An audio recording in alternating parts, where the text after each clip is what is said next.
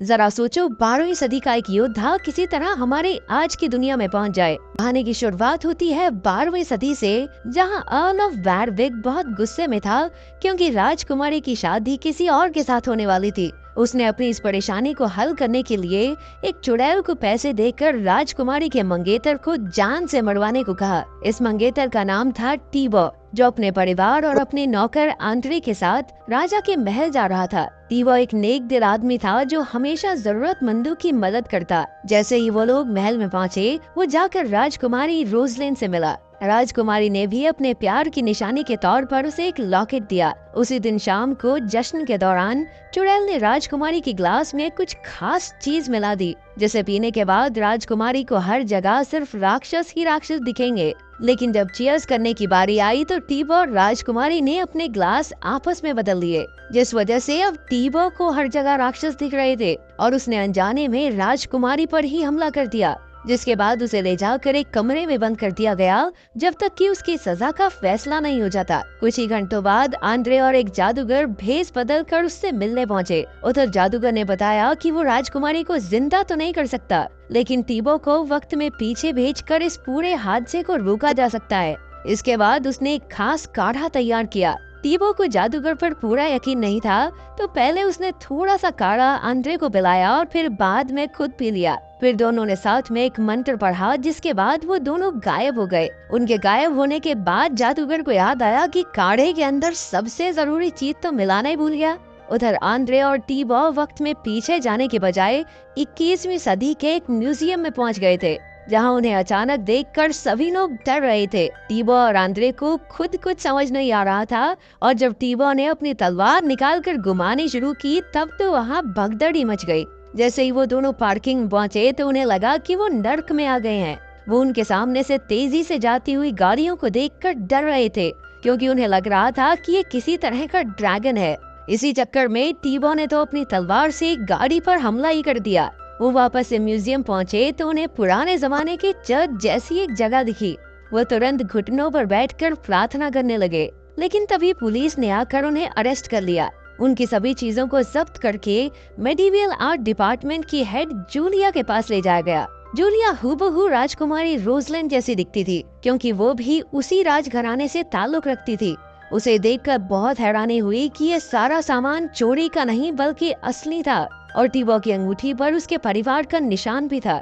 Julia उन दोनों से मिलने पहुंची, जहां उन्हें लगा कि वो राजकुमारी रोजलिन ही है। उसे देखते ही आंद्रे तो उसके पैरों में गिर गया और टीबो उसे किस करने के लिए आगे बढ़ा। तभी गार्ड्स ने टीबो को पीछे खींचकर उसे मारना शुरू कर दिया। टीबो की बातें सुनकर जूलिया को लगने लगा कि जरूर वो उसका कजन भाई है, जो कुछ समय पहले अचानक से समुद्र में गायब हो गया था, और उसकी बॉडी ना मिलने पर जूलिया को उसके हिस्से की सारी जायदाद मिल गई थी। उधर टीबो ने दीवार पर एक कैलेंडर देखा, तब जाकर उसे समझ आया कि वो गलती से भविष्य में आ गई हैं। उधर जूलिया ने अपने मंगेतर हंटर को फोन किया, जो असल में सिर्फ जूलिया के पैसों के पीछे था। असल में तो उसका एम्बर नाम की एक लड़की के साथ चक्कर चल रहा था। दोनों ने मिलकर तय किया कि टीबो और आंद्रे कुछ दिनों के लिए तो उनके साथ ही रहेंगे। जैसे ही वो दोनों म्यूजियम से बाहर निकले तो वो बाहर की दुनिया को देखकर डर गए।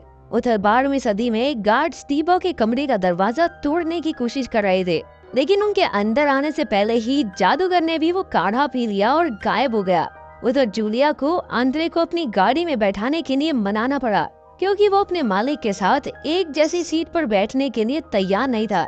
उन दोनों के लिए ही गाड़ी का सफर बहुत ज्यादा मुश्किल था, क्योंकि उन्हें इतनी तेज चलने वाली किसी भी सवारी की आदत नहीं थी।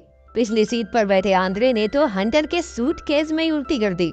घर पहुंचने पर आंद्रे ने एंजेलिक को देखा, जो पड़ोस के घर में ही माली का काम करती थी। घर के अंदर जाकर टीबो ने जूलिया को समझाने की कोशिश की कि वो कैसे गलती से समय में आगे आ गए थे और अब उन्हें वापस जाने के लिए किसी जादूगर की जरूरत पड़ेगी। दूसरी ओर आंद्रे ने तो घर में तबाही मचा रखी थी, यहाँ तक कि वो तो कुत्तों का खाना भी खा गया था। इसके बाद जूलिया ने उन्हें नहाने के लिए बाथरूम में छोड़ दिया। उधर बाथरूम में आंद्रे कभी तो टूथपेस्ट खाने लग जाता तो कभी परफ्यूम को शराब समझकर पीने लगता। टीबो भी एक्स्ट्रा स्मार्ट बनते हुए उस परफ्यूम की शीशी को पकड़कर बोला, अबे शराब नहीं है, ये तो नहाते हुए लगाने वाला तेल है। जबकि असलियत तो ये थी कि टीबो को भी कुछ समझ नहीं आ रहा था। बाथरूम में जो कुछ भी पड़ा था टीबो ने सब कुछ बाथटब में डाल दिया और मस्त नहाया। कुछ देर बाद वो चारों शहर के सबसे महंगे रेस्टोरेंट में डिनर करने पहुँचे, जहाँ बाकी सब उन्हें देखते ही रह गए, क्योंकि आंद्रे नीचे बैठा वही खाता था जो उसका मालिक टीबो उसकी तरफ फेंकता। इस वजह से बाकी सब की नजर उन्हीं पर थी। जल्द ही एक वेटर ने आकर उन्हें आंद्रे को साथ बैठाने को कहा, लेकिन टीबो को ये बात मंजूर नहीं थी। लेकिन जब जूलिया ने ये बात कही तो उसकी समझ में आ गई, पर इसके बाद भी आंद्रे की हरकतें कम नहीं हुई। खैर कुछ देर बाद वो बाथरूम करने के लिए बाहर चला गया। वहाँ भी उसने होटल वालों की नाक में दम कर रखा था। आखिरकार होटल वाले उसे पकड़कर वापस टेबल पर लेकर आए और हंटर को इस सारे नुकसान का भुगतान करने को कहा। घर पहुँचने पर टीबो और आंद्रे ने जिंदगी में पहली बार टीवी देखा। उन्हें लग रहा था कि छोटे से डब्बे में लोग बंद हैं और उन्हें छुड़ाने के चक्कर में उन्होंने टीवी की ऐसी तैसी फेर दी। वहीं रात के समय वो जादूगर भी म्यूजियम में पहुंच गया। अगले दिन टीबो ने जूलिया को सुबह जल्दी उठा दिया ताकि वो लोग जाकर कोई जादूगर ढूंढ सकें। उधर जैसे ही आंद्रे घर से बाहर आया तो उसने देखा कि एंजेलिक का मालिक उस पर चिल्ला रहा था। ये देखकर आंद्रे को उस पर गुस्सा आ गया। उसने सोच लिया कि वो उस आदमी को अच्छा सबक सिखाएगा। यहाँ तक कि उसने डरा धमका कर उस आदमी को एंजेलिक के पैर तक चूमने को मजबूर कर दिया। तभी जूलिया और टीबो वहाँ पहुँच गए और टीबो ने तेजी से जाकर आंद्रे को रोका कि अब पाला लगा दू। दरअसल उस आदमी की टाई पर कुछ शील्ड जैसा बना हुआ था, तो टीबो को लगा कि अब राज घराने का आदमी है, कहाँ छुड़ा इसे। ये सुनते ही आंद्रे को अपनी गलती का एहसास हो गया और वो इसके लिए जबरदस्ती सजा मांगने लगा। उसे पूरा दिन एंजेलिक के साथ मिलकर काम करने की सजा दी गई। ये तो मुझे किसी एंगल से सजा नहीं लग रही। खैर टीबो और जूलिया कोई जादूगर ढूंढने के लिए बाहर निकल गए। एक दूसरे से बात करते वक्त एंजेलिक को पता चला कि आंद्रे को कितने बुरे तरीके से रखा जाता था। उसने सोच लिया था कि वो आंद्रे को आजाद करके रहेगी। उधर जूलिया और टीबो जब जादूगर को ढूंढने निकले तो जूलिया ने टीबो के कोट पर एक पर्ची चिपका दी जिस पर उसका नंबर लिखा था, ताकि अगर वो बिछड़ जाए तो उसे कोई फोन करके बुला ले। तभी एक चोर ने जूलिया का पर्स चुराकर भागने की कोशिश की, पर टीबो ने तुरंत उसे धर दबोचा और वो तो सजा के तौर पर अपनी तलवार से उसका हाथ काटने वाला था कि जूलिया ने बीच में आकर उसे रोक दिया। इसी बीच वहाँ बहुत भीड़ जमा हो गई और जूलिया भीड़ को संभालने में लग गई। तभी टीबो ने एक औरत को चुड़ैलों जैसे कपड़े पहने देखा और वो जल्दी से उससे बात करने चला गया, लेकिन उस औरत ने बताया कि उसने तो बस चुड़ैल के कपड़े पहने हैं, जादू टोना नहीं आता उसे। टीबो जादूगर को ढूंढते ढूंढते जूलिया से अलग हो गया था। उसने एक पुराने थीम वाला बार देखा और उसके अंदर चला गया। अंदर जाकर जब उसने खुद को इंट्रोड्यूस किया तो बाकी सब उस पर हंसने लग गए। एक आदमी तो उसे डंडा दिखाकर लड़ाई के लिए उकसाने लगा, लेकिन टीबो ने एक ही बार में उसके डंडे के 2 हिस्से कर दिए, जिसके बाद सब उससे इम्प्रेस हो गए और टीबो ने सभी के लिए शराब भी खरीदी। दूसरी ओर जादूगर भी शहर में पहुंच चुका था। सबसे पहले उसने अपने कपड़े बदले और कुछ चीजें खरीद कर अपने होटल रूम पर पहुंचा। उधर जूलिया को म्यूजियम बुलाया गया क्योंकि जादूगर के आने से वहां एक बिस्तर जल गया था। वहां पहुंचकर जूलिया को एक लॉकेट मिला जो पहले वहां नहीं था।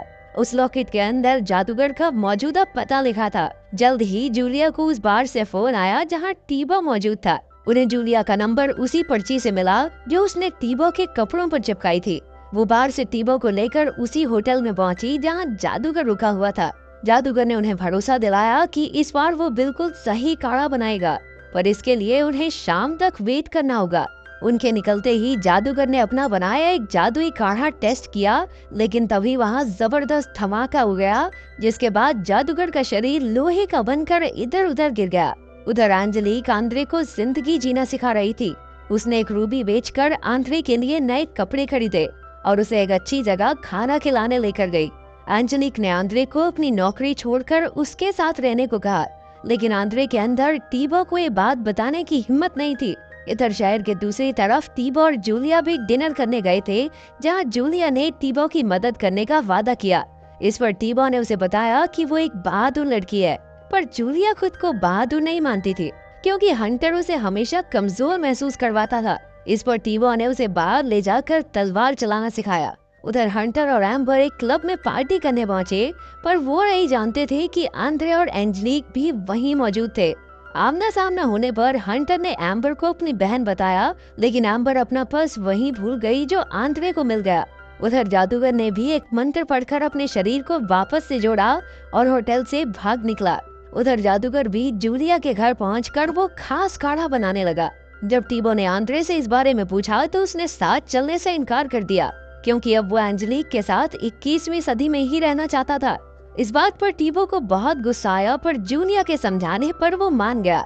लड़की को ढंग से समझाना आता हो ना, सब समझा देती है वो। जाने से पहले आंद्रे ने जूलिया को एम्बर का पर्स दिया। अब जूलिया को हंटर पर शक हो गया था, क्योंकि असल में तो उसकी कोई बहन थी नहीं। उसी वक्त हंटर भी वहाँ पहुँच गया और उसे देखते ही टीबो उसे जूलिया को धोखा देने के लिए मारना चाहता था, पर जूलिया ने कहा कि ये शुभ काम मैं खुद अपने हाथों से करूंगी। जूलिया ने सैया जी से ब्रेकअप करके उसे घर के बाहर फेंक दिया। जादूगर ने वो जादुई काढ़ा तैयार करके उन्हें बताया कि उन्हें ये उसी जगह पर पीना होगा जहाँ पर वो प्रकट हुए थे। जैसे ही वो घर से निकले तो उनके पीछे पुलिस पड़ गई, जिन्हें हंटर ने बुलाया था। उन्होंने भागने के लिए कैब वाले को ज्यादा पैसे दिए, लेकिन जाम लगने की वजह से उन्हें गाड़ी छोड़कर घोड़ों पर भागना पड़ा। जैसे ही वो म्यूजियम में पहुंचे तो टीबो ने जूलिया को वो नेकलेस दिया जो राजकुमारी ने उसे दिया था। इससे पहले कि पुलिस उन्हें पकड़ पाती, वो लोग काढ़ा पीकर वहाँ से रफू चक्कर हो गए। समय में वापस जाकर टीबो ने चुड़ैल की बनाई हुई वो ड्रिंक उसी अर्ल को पिला दी, जिसने चुड़ैल को उसे बनाने के पैसे दिए थे। इस तरह उसने राजकुमारी को मरने से भी बचा लिया। दूसरी ओर 21वीं सदी में आंद्रे एंजेलिक के साथ मौज काट रहा था।